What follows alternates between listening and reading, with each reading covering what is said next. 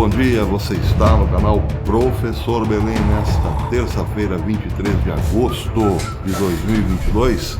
Sejam todos bem-vindos ao Day After. Pois é, ontem então o presidente Bolsonaro participou como candidato do Tribunal de Inquisição, segundo Adrilles Jorge, o Jornal Nacional. Bem, sobre isso todo mundo já falou tudo. Então, me sobra pouca coisa para comentar. Entre os comentários, os que eu mais gostei foi esse do Adrilles Jorge, que está no Twitter, e também o de Roberto Mota, que diz o seguinte: Escola Globo de Jornalismo, : interrompa, ironize, faça careta, dramatize, interrompa de novo, faça gracinhas, insinue, retire a insinuação, interrompa de novo, cite um rumor como se fosse evidência e interrompa de novo. Bem, eu acho que Roberto Mota, em 3 linhas, disse tudo. Mas o Adrilles Jorge fala também num tribunal de inquisição, cujas perguntas não têm relevância nenhuma, nem para você, eleitor, nem para a construção do país. Foi apenas um destilar de ódio. Bem, então a mim não resta quase nada para dizer. Portanto, se eu não tenho muita coisa para dizer, vou recorrer aqui a fundamentos que fizeram a civilização ocidental, como, por exemplo, o pensamento de François Guizot, este livro que eu não canso de citar, A História das Origens do Governo Representativo na Europa, tem pérolas perenes, considerações perenes para a nossa compreensão de sociedade, de civilização, de regimes, de política, mas muito mais do que isso, filosóficas e sobre a vida. Como, por exemplo, uma pequena citação de Guizot sobre a mudança de regime num determinado período histórico e o que ela produz. Bem, é uma citação bastante óbvia, aquilo que todo mundo de algum modo intui, mas muitas vezes é esquecida, como, por exemplo, diz ele: quando ocorre uma transição de uma situação que foi estabelecida há muito tempo e que está fadada à destruição, para uma nova situação que ainda será necessário criar, há um período de muita agitação e violência. Pois é uma citação, claro, bastante óbvia, mas, se esquecida, muitas vezes deixamos de entender ou temos dificuldades em entender o porquê de tanto ódio. É a violência que surge entre a mudança de um estado de coisas para outro totalmente diferente, que é o que estamos vivendo no Brasil.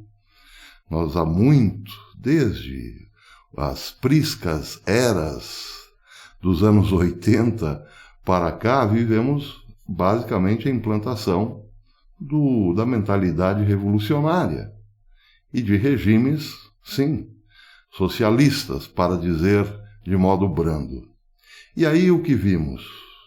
Um grande assistencialismo do Estado, um inchaço absurdo do Estado e muita, mas muita corrupção, sem falar que as consequências disso, falta de investimento em obras importantes de infraestrutura e também sociais, como hospitais, por exemplo, mas, por outro lado, um incremento em tudo aquilo que podemos chamar de circo, como estádios bilionários, onde a corrupção também comeu solta. Pois é, vimos tudo isso e de repente chega alguém de fora desta aristocracia que se locupletava com suas, digamos assim, falcatruas, alguém de fora do sistema, e tenta implantar em primeiro lugar a moralização na administração pública. E é claro que o ódio acaba explodindo. É um período histórico, sim, esse que estamos vivendo. porque nesses últimos quase 4 anos não vimos um sistema de corrupção. Claro, o presidente, ele mesmo fala que eventualmente pode haver corrupção sobre esse governo. Há algum indício, sim, de corrupção, mas de forma isolada. E tudo isso ainda precisará ser investigado. Não é sistêmica a corrupção nesse governo. Pelo contrário, é um governo que investiu aquilo que normalmente era despejado pelo ralo da corrupção em obras públicas, como a transposição do São Francisco, por exemplo, entre outras tantas coisas. Mas não importa, o espírito do século o acompanha, que é o de revolta, de injúrias, de difamação e assim por diante. Tudo isso nós vimos ontem de modo quase que reduzido, ou resumido, ou representado, por assim dizer, por uma grande emissora que beneficiou-se sempre de regimes corruptos, não é mesmo? Pois é. Bem, que novidade há nisso? Essa é a questão, a segunda questão que eu queria comentar. Nenhuma, porque todos nós já sabíamos o modus operandi da Rede Globo. Ela vem atacando com esse ódio, essa fúria, esse espírito de Adélio, por assim dizer, que não nos deveria mais surpreender. Mas acontece que, ao que tudo indica, nós estamos sempre na mesma fase do joguinho, não é mesmo? Quem gosta de jogo de computador sabe do que eu estou falando. É preciso avançar de fases, é preciso superar as fases. E nós, tanto quanto em relação a Bergoglio, que ainda estamos na fase da surpresa, parece ser também o caso da Rede Globo. Parece que ainda nos surpreendemos com o quão sórdido essa emissora pode ser. Bem, para terminar esta pequena reflexão, outra citação de Guizot. Essa, ele estabelece uma relação entre o que é um governo aristocrático e um governo democrático, quase representativo. Vale a pena, é interessante, porque ele diz o seguinte: em nenhum momento, em nenhum lugar foi permitido que o mal tomasse posse exclusiva da sociedade do governo. A luta entre os princípios do bem e do mal é uma condição permanente do mundo. Ideias falsas podem obter um sucesso maior ou menor e mais ou menos duradouro, mas elas nunca poderão extirpar seus piedosos atacantes. Aqui ele está se referindo às ideias más, que evidentemente em algum momento se tornam grandes em determinados governos, mas não são capazes de eliminar aqueles que combatem o mal. Segue ele dizendo: a verdade é paciente. Ela não cede assim tão facilmente sua influência sobre a sociedade. Ela nunca abandona o seu objetivo e até exerce algum poder sobre aquela região onde o erro reina mais despoticamente. A providência, diz ele, nunca permite que maus governos cheguem ao nível de maldade que seria exigido logicamente pelos princípios em que se baseiam. Aqui é basicamente dizer que a providência divina nunca permite que o mal seja absoluto.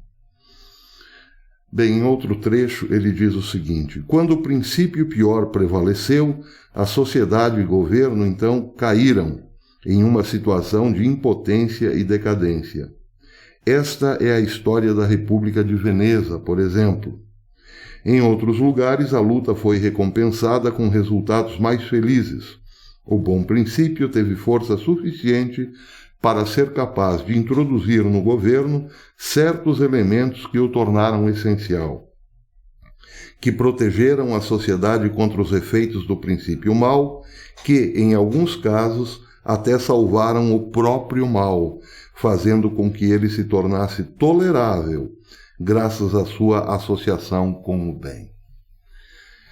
Bem, eu fiz questão de trazer essa última citação também por conta dos ataques injustos que Bolsonaro vem sofrendo pelo fato de ter que, em algum momento, abrir espaço para o Centrão.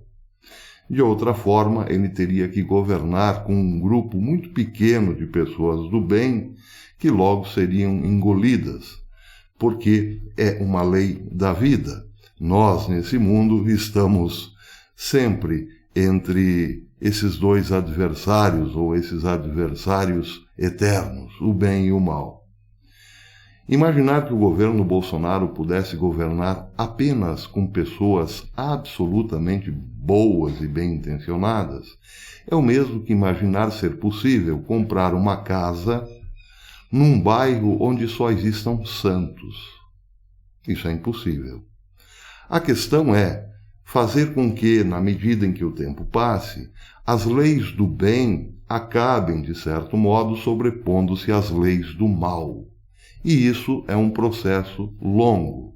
Mas à medida em que ele se efetiva, é claro que até aquele mal que era grande no passado acaba se tornando menor e tolerável. Quer dizer o seguinte, foi, em algum momento, tirado-lhe a força, por conta, evidentemente, das boas leis que acabaram surgindo.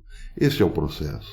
Não existe outra forma de sobrepor o bem em relação ao mal, senão com muita calma e paciência. É o que esse governo está fazendo. Os primeiros 4 anos não poderiam ser tocados com uma varinha de condão. E Bolsonaro, então, optou por transformar aquilo que ele tinha no menor mal possível, ou então num mal tolerável. Agora, o mais interessante dessa história aqui é que o autor, com sua sabedoria, diz o seguinte: quando o bem governa, o mal é tolerável, porque é impossível extirpá-lo. Ou seja, um bom governo tenta, pelo menos, tornar o mal tolerável, um mal menor. Já quando o mal governa, é impossível aceitar-se o bem tolerável. Nem uma pontinha de bem deve existir onde o mal governa. Mas aí entra a providência divina, que nunca permite ou nunca permitiu que o mal fosse absoluto em nenhum governo. Bem, nós temos experiência disso. Quando tudo parecia perdido, eis que, de uma sala de cirurgia, deu sinal de vida aquele que transformaria o país. Se isso é pouco, se termos um mal pelo menos tolerável é pouco, bem, é porque aí existe má fé mesmo. E nós estamos na era da má fé. A Rede Globo, quem o diga. Até depois.